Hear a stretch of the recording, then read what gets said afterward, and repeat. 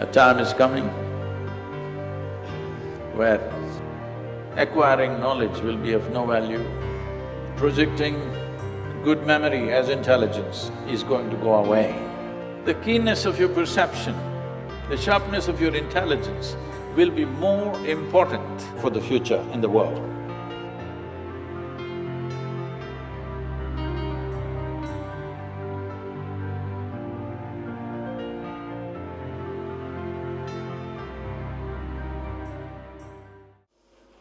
We're at a time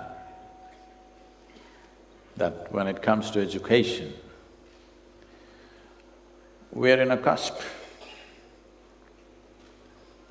where our fundamental thinking about what is education needs to go through not a change, but a complete transformation.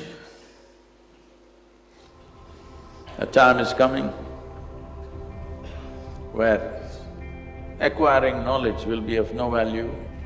A time is coming where projecting data accumulation as intelligence is going to be a thing of the past. Projecting good memory as intelligence is going to go away, which is the very foundations of the education systems of the day. Whoever has good memory is rated as the most intelligent person. Well, today you know your cell phone has better memory than you. Some of our phones are 600 GB, believe me, you don't have that kind of memory. The keenness of your perception, the sharpness of your intelligence will be more important than the volume of memory you carry in your head. These are good times, real good times for human beings to unfold, because this cargo of so-called knowledge is killing human beings. Just ramping up information into a child's head in many ways killing the fundamental genius that every human being carries within themselves. Human intelligence is of a different nature. We should never misunderstand memory as intelligence. Every human being has a certain element of genius in them. It is only a question of, will we be able to provide the right kind of ambience for that particular genius to unfold? This is a challenge. This is a time that all of you, as educationists, you are at a point where the sooner we transform our education system, the better edge our children will have for the future in the world.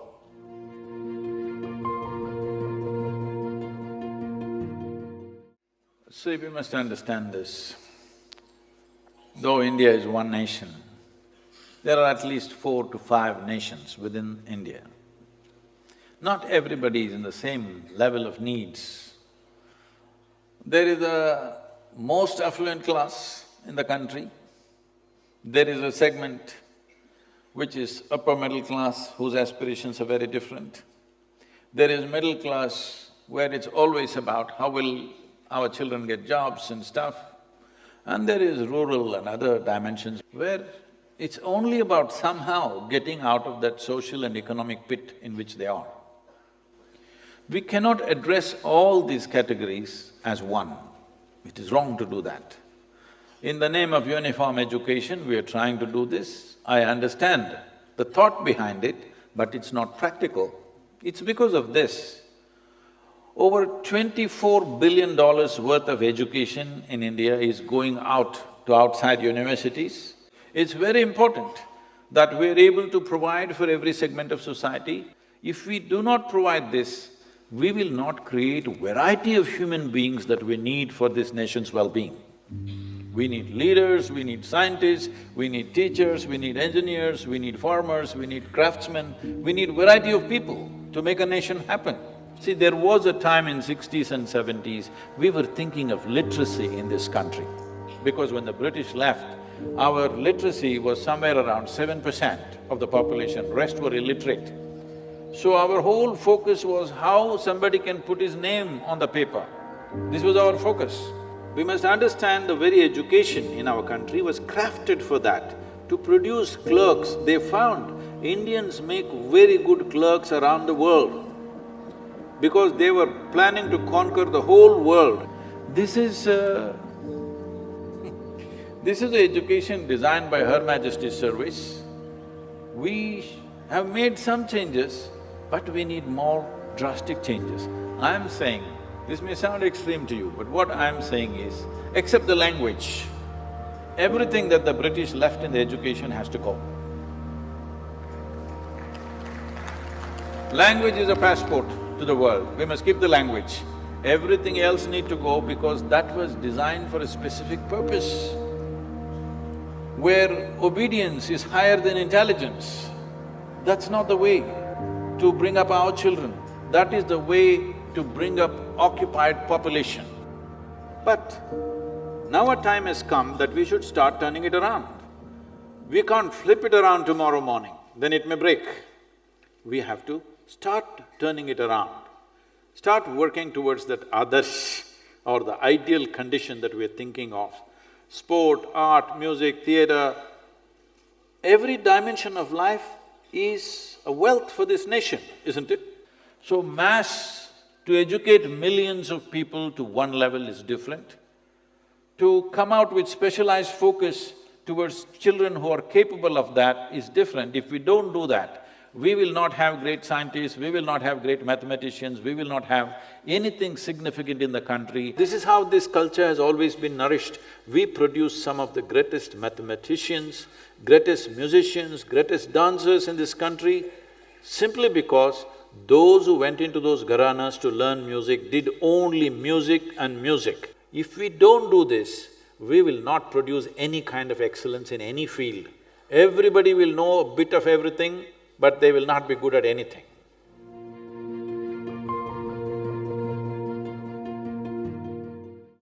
You must understand this. This is a nation where nobody could give us a commandment. Even when the so-called divine entities came, they could not give us a commandment. We only asked them questions.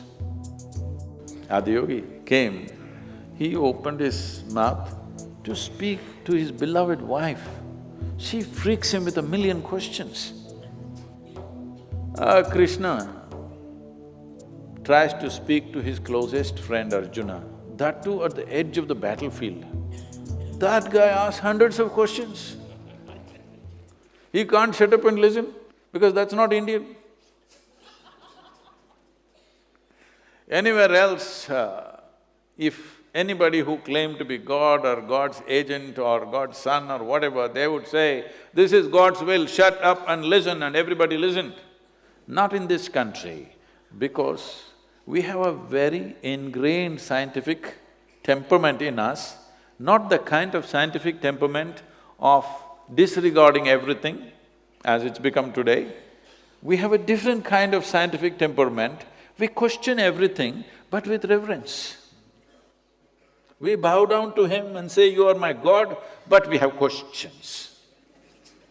Hello? Hasn't this been our way? So we are not religious people. We have a very scientific temperament, always asking questions and questions and questions. You should not kill that in the schools, they must ask questions. What is written in the textbook is not absolute. More questioning should happen than ever before, because if you don't raise questions, then human intelligence will slowly sleep.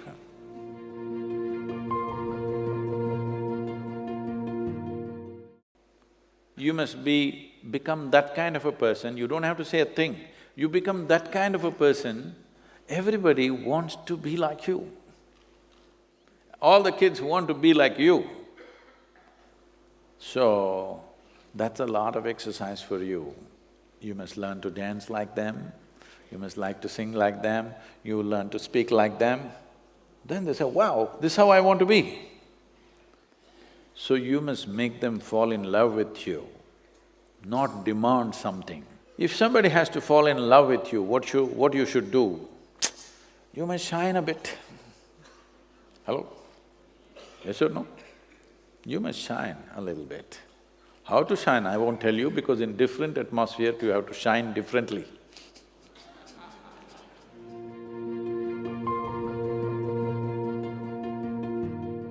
for me personally, my integrity is not because of my morality. My integrity is because of my humanity. This is the only value we must have, that we are human. Rest of the values are all made up by us, isn't it? The important thing is our humanity is not compromised at any time. Because many times our morality, our values, our ethics are against our own humanity. So-called moral people are doing inhuman things to each other, isn't it? Hello? In the name of religion, in the name of morality, in the name of ethics and values, people have done terrible things to each other, isn't it so? So what does humanity mean? See, every other creature on this planet goes by its instinct. It has no ethic, it has no value, it has no philosophy, it has no religion. They go by their instincts.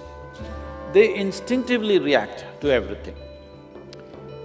This is why we call tiger a tiger, a grasshopper, an elephant an elephant. Only you, we call you a human being. This means you are supposed to know how to be. How far away from that are we? If you knew how to be, would you be wonderful or nasty? So what being human means is, see, you see all the animals, it's happening everywhere, you might not have seen the wild animals doing it, but at least you see the dogs on the street peeing all over the place. You think he has a urinary tract problem? No, he is building a pea kingdom. He's setting his boundaries all the time. So the fundamental thing about being human is, we can live here without any sense of boundary within myself. All other creatures go by what is mine and what is not mine. This is my territory, that is your territory. But human being has the capacity to go beyond that. If you do not exercise that, well, we will have to say, you're a human creature, not a human being. Human being means you are able to wipe out the boundaries. If this one thing if we do, if this we inculcate in our children, we don't have to worry about their morality. As long as they're wonderful human beings, we must stir up the humanity in such a way that our humanity is the first, is the face of who we are. Everything else is behind it. My likes and dislikes, my morals, my values, my belief systems, my gods, my angels, my heavens, all should follow our humanity. Humanity should be the face of who you are. This is what you need to bring in our children.